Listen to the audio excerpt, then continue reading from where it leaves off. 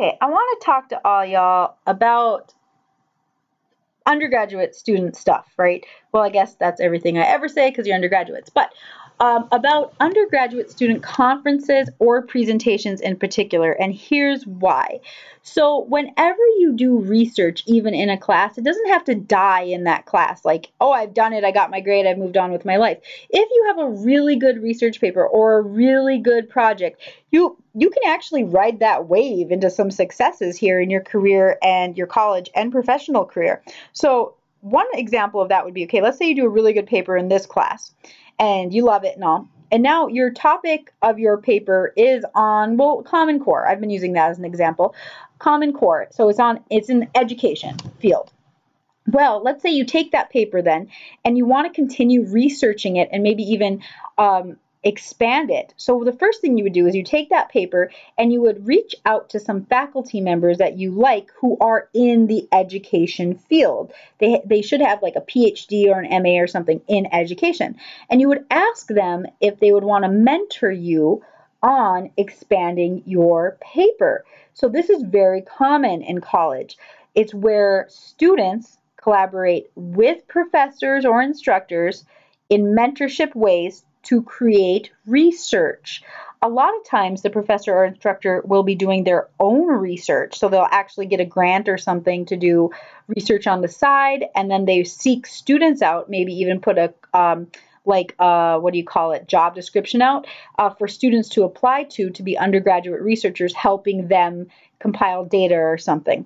But this would be the inverse of that. This would be an undergraduate reaching out to a professor or instructor to expand an undergraduate research paper. Okay, so that's step number one. What does this do for you? It creates a strong connection with a professional in the field. You'll learn a ton during this collaboration. Let's say you guys meet every 2 weeks or something to go over the progress on your research. Well, you're going to hear words that they say that are total jargon in your field that you're not going to hear from you just being by yourself in your room writing. You're going to hear opportunities. You're going to hear them talk about commonalities as far as what's going on in that field of study. What are the hot topics? What's already been decided? Where the conversation where the conversation is at. So research in general in any field is like being at a cocktail party and walking into a room, into a conversation and having no idea what's going on in that conversation. First, you would sit back and listen. That's what you hopefully do. You sit back and listen and try to understand what people are talking about. People talk back and forth, go over ideas. And then when you feel confident that you're up to date, then you jump in. That's what undergraduates do. You guys are undergraduates. You are walking into a room and you're doing papers, basically, and research that gives you the foundation of the conversation. It's basically undergraduate research papers are listening to what's going on. And if you collaborate with a professor to do some primary or expand on your secondary projects, that's you contributing a little bit to the conversation. You feel a little bit confident to contribute. You want to say a few words in there, and your professor or instructor is standing next to you and is going to say, okay, now's the time to jump in, or this is what you want to focus on. So it's like kind of like a wingman at a party, right? So it creates that personal connection, which is huge for letters of recommendation. It creates you understanding what the heck's going on in your field of study, which is huge for being a good person in your field of study, like 101, step one, like duh.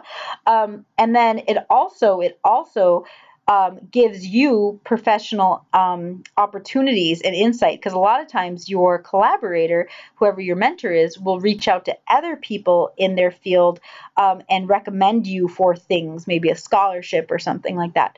So it just has so many good things happening. So then, okay, so let's say at the end of this process, you are done, your professor helped you. Well, it doesn't, they didn't help you just for you to create an awesome paper. They want you to publish this or present it at a conference or presented at a poster session. Like, that's the entire point.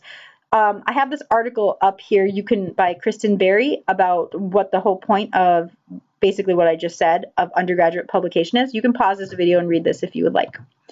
So let's say you want to publish. Publishing research after you reach out to a mentor and you guys fix papers, either secondary or primary research, which you should do for all the reasons I just said. Now let's say you want to publish. Here's how you find places to actually publish it, like actually publish it. So these potential journals I have listed here, and the description, again, you can pause this video if you want to read more about them, are awesome places to publish undergraduate research. It is not as hard as you think it is to do. If you are published, it puts you a step above everyone else, either going to grad school or applying for a job, because it is such a prestigious thing to have on your resume. It actually makes you like searchable, like you're looking for academic databases and stuff in this class and sources in them, and like you're going to be one of those sources if you're published.